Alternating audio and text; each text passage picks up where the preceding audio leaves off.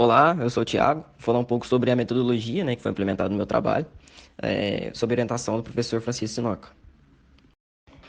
Então, vou falar um pouco agora do fluxograma, né, que foi implementado no projeto. Então, inicialmente foi gerado um modelo 3D de elementos finitos, no qual já está implementado tanto as orientações da fibra e as propriedades do material compósito, bem como a geração da malha e da geometria.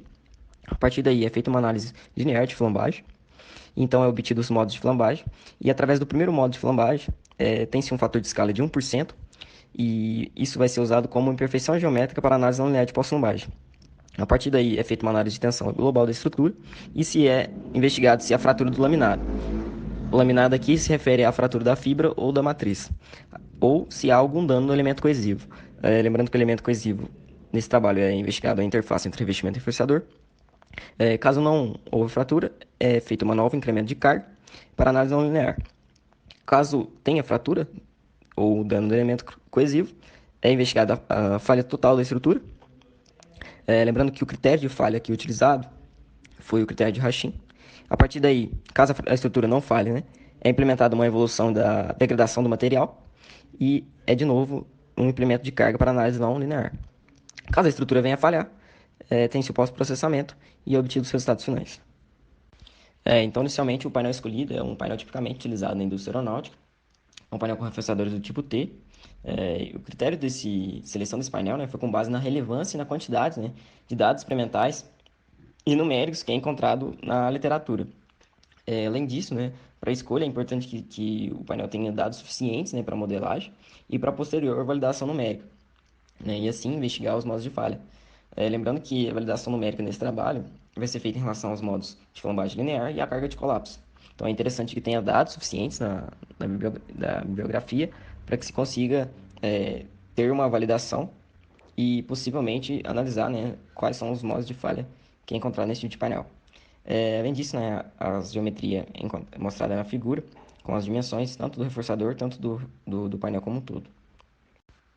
As propriedades do painel foram com base num material típico da indústria aeronáutica, que foi tirado de um artigo de 2019, qual nessa tabela mostra tanto as propriedades elásticas do material, tanto das propriedades de resistência, né, tanto resistência à tração, tanto resistência à compressão, em duas direções principais, e, e a resistência com relação ao cisalhamento.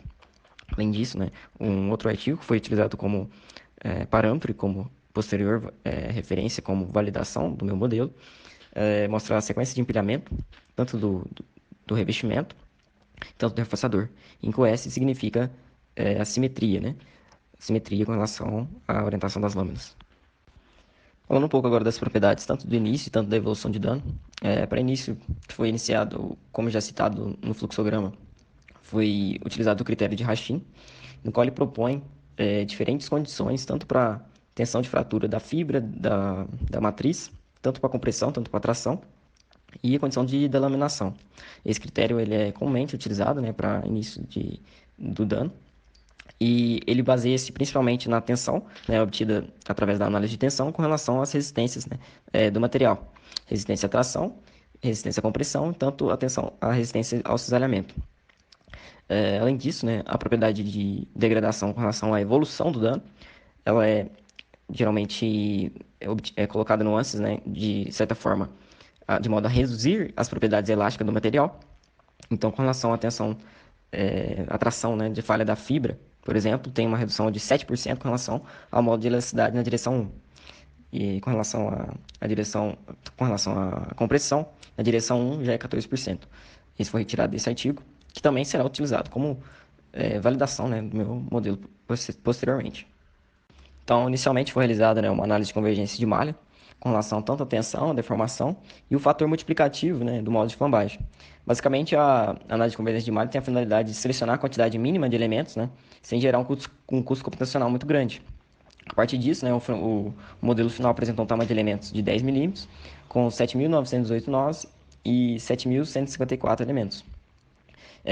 A imagem direita mostra a condição de contorno utilizada, que foi uma compressão uniaxial, basicamente para simular, né, a compressão que foi feita experimentalmente uma prensa hidráulica dos resultados bibliográficos. Assim, né, para simular isso, os nós da extremidade superior foram engastados e foi aplicada uma força de 1.000 newtons, né, apenas com a liberdade com relação ao eixo axial, que nesse caso foi o eixo Y. A partir disso, né, da análise linear, você vai obter ali os fatores multiplicativos do modo de flambagem, que serão multiplicados para essa carga inicial de 1000 newtons, e assim, né, encontrar a carga crítica de flambagem linear. Assim, né, para simular o descolamento do reforçador com relação ao revestimento no regime de pós-flambagem, o método utilizado foi o CZM, né, que é o Cohesive Zone Method, com as propriedades do material da interface, como mostrado nessa tabela. É importante ressaltar também, né, que o ANSYS ele utiliza o método CZM gerando elementos coesivos, né, na região de contato. Assim, basicamente, basta definir, né, o contato desejado e o método empregado para isso, no caso foi o CZM, com as propriedades do material adesivo. Falando um pouco agora da metodologia, né, para análise não linear, lembrando que a análise não linear teve uma não linearidade geométrica, né, como sendo o primeiro modo de flambagem linear. Além disso, né, a condição da análise não linear foi utilizado, né, 50 substeps. Isso foi definido de modo que para não gerar um custo computacional muito grande e ao mesmo tempo, né, garantir a convergência do resultado. Lembrando que o resultado aqui é obter a carga de colapso.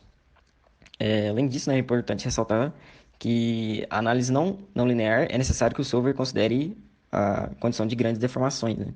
Por isso, tem que garantir que o large deflection do solver esteja ligado. Além disso, o solver do ANSYS ele considera um método numérico de Newton-Raphson para a convergência. Mas, em alguns casos, né, a condição de contorno de força tem que ser substituída por um deslocamento, né? Uma vez que o deslocamento consegue ser uma convergência um pouco mais rápida. Então, a metodologia apresentada até agora foi isso. Qualquer dúvida, estou à disposição e muito obrigado.